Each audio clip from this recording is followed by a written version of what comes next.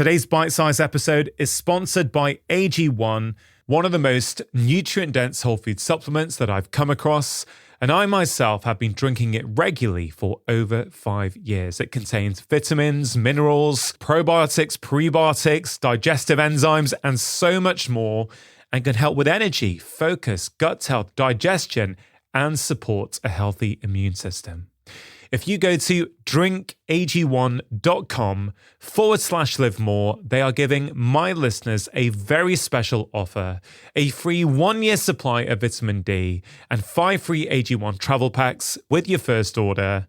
See all details at drinkag1.com/live more. Welcome to Feel Better, Live More Bite Size, your weekly dose of positivity and optimism to get you ready for the weekend. Today's clip is from episode 380 of the podcast with globally renowned brain coach Jim Kwik. In this clip, we discuss why so many of us feel like we're lacking in focus, the power of a morning routine, and how to structure your day with intention. Many people these days are complaining that they can't focus. They're struggling with their memory. They just can't pay attention in a way that they used to. So in your view, what's going on? Yeah, I mean, the world has changed, certainly.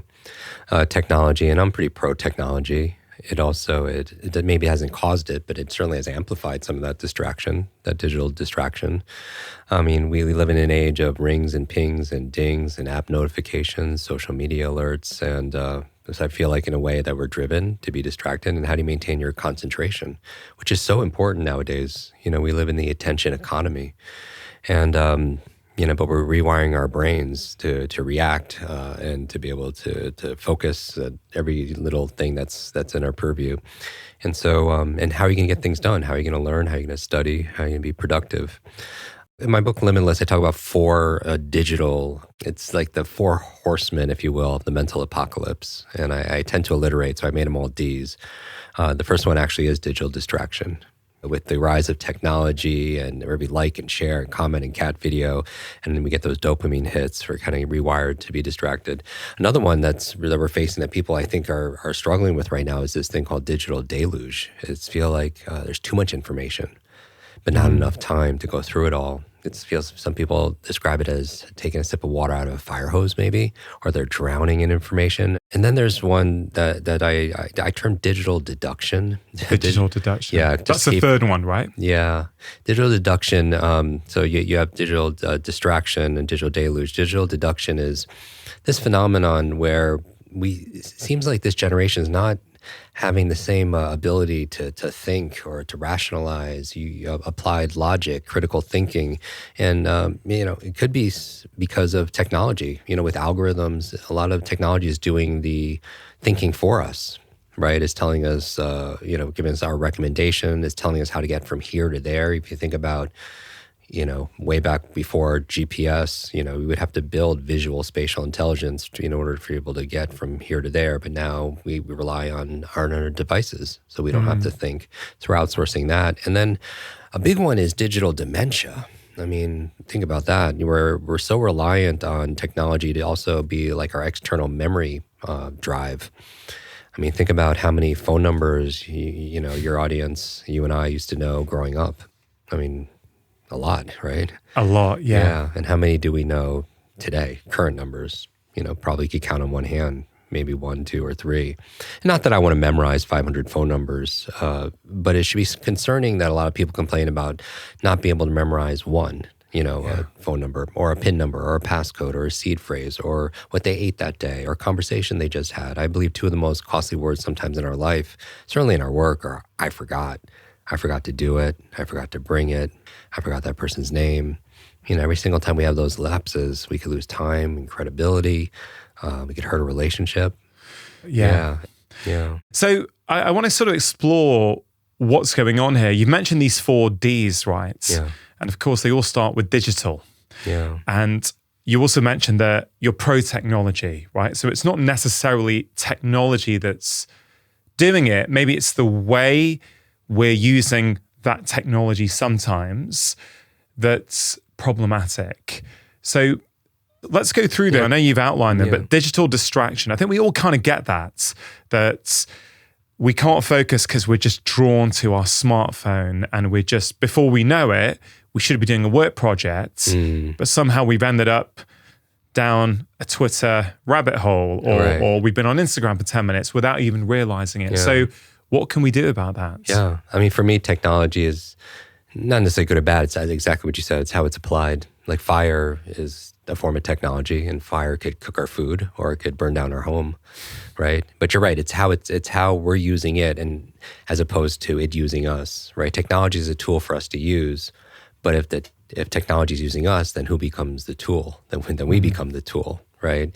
And so, having agency, I think, is very important in terms of that we're not a victim, that we always are the pilot. We're the pilot of our lives instead of the passenger. We're the pilot of our minds. We're not the passenger. We don't have to just be reacting to it. My challenge is when people pick up the phone out of boredom, right? I mean, in terms of how many times do people open up social media or touching their phone, or if it's at the table during a meal, it creates that kind of unconscious anxiety that's there. It's just the impulse to be able to pick it up. And so part of it is obviously controlling the environmental aspect of it, and knowing that we always have a choice, right? There's a quote in Limitless from a French philosopher, and he says, life is the letter C between the letters B and D. Life is C between B and D. B is birth, D is death, life, C, choice. We always have that choice every single day. Our lives, in effect, is the sum total of all the choices we made up to this point. Where are we going to live? Who are we going to spend time with? What are we going to eat? What are we going to do for a living? What are we going to feed our mind? And I'm also thinking that when it comes to choices, in the decisions that we make, I believe that even at a meta level, that these difficult times, they could distract us. We're talking about distraction. It could diminish us, or these difficult times can actually develop us. We always decide because we always have choice. Every day we wake up with a chance because we have choice, right? And to take responsibility of it as opposed to putting it out there like something. I always use this metaphor that it's important for all of us to identify more with a thermostat than we do a thermometer. Meaning a thermometer, let's say a thermometer is in your room, what's its function? It just reacts to the environment. Whatever the environment gives it, it reacts. And as human beings, we are sometimes like that. We react to how people treat us. We can react to the weather. We can react to the economy, all these different things. But ultimately, this. You write about happiness. The people that are most fulfilled, happy, successful, they tend to not react as much, right? They tend to maintain more of their agency. A thermostat has that agency. A thermostat doesn't react to its environment. A thermostat, it knows the temperature. It gauges. It has awareness, and though it sets a temperature. And what happens to the environment reacts to it. Yeah. Right. No, I love that. And when I've watch your videos online or listen to your podcast, I see a lot of shared philosophy. And I know first thing in the morning is a very important time for you, as it is for me. Yeah. I really do passionately believe that the way we start the day determines so much of what happens later on in that day. If you start off consuming news, don't be surprised that you feel anxious, a bit frazzled, a bit negative about the world later on, because the way we feel is often downstream from what we're consuming. Yeah, I have this kind of mnemonic for a morning routine that I've written about. I've made videos about that. The 3 M's of a morning routine for me are mindfulness, movement, and mindset. So I love it. Again, I'm not saying it's for everyone. Yeah. We all got to find what works for us. But for me, I started with some form of mindfulness practice. Could be breathing, could be meditation, something like that. Some form of movement. I like to do a 5-minute kitchen strength workout while my coffee's brewing. It's a system I've got going. You stack those habits. Stack it very, very small. And then the third piece for me is mindset. So I always finish off reading something uplifting or thought-provoking every morning. That's kind of, I can do that in 15 minutes. If I have the luxury of 45 minutes, it can take 45 minutes, an hour, but it can also be compressed if I need to get those 3 M's in. But for me and for many of my patients, they found that that's a very helpful framework to think about starting their day, intentionally setting how your day is going to be. Because here's the thing, if you don't, and I get it, some people say they're busy, they don't have time. But the problem is if you start the day reacting, consuming, watching the news, your thermostat is set at a different temperature. Everything you experience that day is likely to be affected by that. It's kind of like there's an algorithm to our mind. Like the algorithm is whatever you engage with, you get more of. You watch all the cat videos and like share them and everything, comment. Your newsfeed is going to be full of cats, right? And your minds are the same way. If you're just watching the news and everything that's dark and threatening and scary, right? Whatever you engage with, you're going to get more of. So you're just going to start, your RAS, your reticular activating system, your nervous system is just trained to look at what's threatening. And chronic stress will shrink the human brain. Chronic fear will actually suppress your immune system, right? Chronic fear is a whole area of science called psychoneuroimmunology. It just makes you more susceptible to colds, to flus, to viruses, right? So we have to stand guard to our mind in terms of what we're letting in. I know you're big on morning routines. You're big on not looking at your phone for a period of time in the morning. And if we use the analogy of the thermostat, I guess we get a chance every morning to set the thermostat on our life, depending on what we do, right? So you're a brain coach. You're a world-renowned brain coach. So to you, what does an ideal morning look like if we're thinking about the health of our brains? And specifically towards things like focus, to have better focus throughout the day. For me, when I wake up, my goal is, while I do some of the biohacking people see on social media, the cryotherapy and the saunas and all that, most of that I like to get nowadays from nature because it's free. I feel like it's very natural. It's very duplicatable, for all of us. Is that when you spoke about recently? You like to get the 4 elements first thing in the morning. I do. That was beautiful. Could you elaborate on that? When I was researching another book, I was reading about the elements and how ancient cultures like from Babylon and Babylonian times, they used to believe, in ancient Greeks, they used to believe everything was made up of these 4 elements: air, fire, water, and earth. And I thought, wow, that's very beautiful. It sounds very natural and organic for me. And so for me, I like to infuse my day with those elements. Maybe first thing in the morning, and you could do it by going out and getting grounded. I love taking off my shoes and, being barefoot.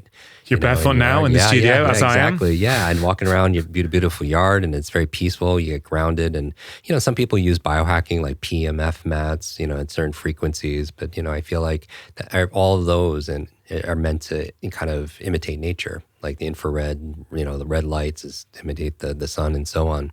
So I'm going out there, I'm getting the direct sunlight, which is very important. We know many people talk about getting direct sunlight first thing in the morning to reset your circadian rhythm, to help you sleep better at night. So that's the fire for me. And I have the earth. I hydrate because we could lose a good amount of water when we sleep, through respiration and perspiration. And just staying hydrated could boost your reaction time, your thinking speed, upwards of 30%. I mean, it's a huge, not a small boost, but a huge lift. I do some electrolytes. That really works well for me, the salts and the minerals. A nice tall glass works for me. Usually room temperature, it just kind of like, that's my personal thing. And then the last one is air, and that's just doing some breathing exercises. Sometimes people feel sedated, or they feel like they have that mental fatigue. And I feel like a lot of times it's just because we're not getting enough air. Sometimes we have to just even check our posture when we're at our desk, because sometimes when you collapse your diaphragm, the lower 1/3 of your lungs could absorb 2/3 of the oxygen. So, it's really important to get that blood flow and that oxygen to where it really matters. So those are the kind of things I do. But intentionally, what I'm thinking about in the morning, and I've done this for the longest time, I do these thought experiments, where I just would imagine myself at the end of the day. I could do this in bed, or I could do this outside. I can imagine a family member asking at the end of the day, "How was your day?" And I was like, "Today was really great. I'm very blessed. I crushed it today," something like that. And then I ask myself, if that's what I say, then what had to happen in order for me to feel that way? And I work backwards. I kind of reverse engineer it, meaning like I think about 3 things personally and 3 things maybe professionally that happened. And they don't have to be huge, big things, but that's where I kind of put my focus and my intention. I kind of work backwards. I was like, okay, if I do this, if I have this conversation with you, that's a big check mark for me, and that'll make me happy. If I walk the dogs, or play with my son, or I do these, do specific activities, that's a win. So I work backwards from that. I'm very intentional, and when I go through some of the things I talk about in my morning routine, I'm not suggesting it's for everybody. I don't think necessarily everything is for everybody or everybody's for everything. I do ask people to maybe experiment. I think ultimately we are our best coach, and it's nice to have mentors and others and get their feedback, but to test it on themselves, and then everyone's situation is a little bit different. Yeah, you mentioned before about being the pilot, right, rather than a passenger, and I really like that practice where, you've mentioned the 4 elements. That'll be a very literally a way to ground at the start of the day, root yourself, give yourself the kind of core ingredients that a healthy human needs each morning. Yeah. But I really like that exercise where you fast forward to the end of the day and almost visualize saying to yourself, that was a great day. Yeah. And so what do I need to do to make that a great day? I think that's a really nice practice. And how does this change things? Does it automatically change the way you approach the day? Are you thinking about actions, behaviors, bit of both? Yeah. And I've done both or created a composite. I think to-do lists, most people listening have some form of to-do list, way of tracking the tasks that they have to check off. I think it's important also to have a to-be list. It kind of, maybe it sounds a little corny, but a to-be list, it's, the whole idea we're not human doings, we're human beings. But, when we're faced with a decision or dilemma, often people are like, what do I need to do? And I think if people took a step back and say, who do I need to be at this moment? It changes, the reference point, meaning that maybe you're in a spirited debate with someone at work and you're just like, who do I want to be? Maybe I want to be compassionate, right? Or I want to be loving. And then the behaviors take care of themselves. Hope you enjoyed that bite-sized clip. Do spread the love by sharing this episode with your friends and family. And if you want more, why not go back and listen to the original full conversation with my guest? If you enjoyed this episode, I think you will really enjoy my bite-sized Friday email. It's called the Friday 5. And each week I share things that I do not share on social media. It contains 5 short doses of positivity, articles or books that I'm reading, quotes that I'm thinking about, exciting research I've come across, and so much more. I really think you're going to love it. The goal is for it to be a small yet powerful dose of feel-good to get you ready for the weekend. You can sign up for it free of charge at drchatterjee.com/Friday5.